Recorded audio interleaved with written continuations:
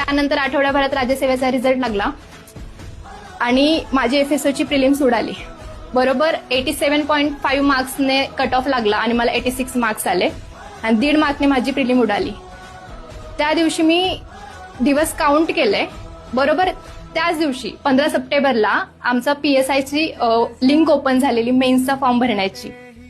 तर मी दिवस काउंट केले. माझ्यासमोर बरोबर 1.5 महिना होता, कारण 5 नोव्हेंबरला PSIची मेन्स होणार होती.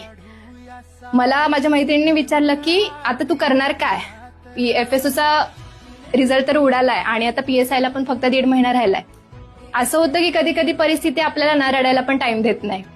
मी त्या दिवशी लायब्ररीतून माझे टेक्निकलचे बुक्स माझ्या बॅगेत भरले, रूमवरती गेली, पाहिजे तेवढी रडली आणि दुसऱ्या दिवशी सकाळी ठरवलं की मी PSIची मेन्स देणार.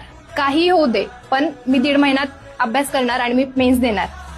दुसऱ्या दिवशी सकाळी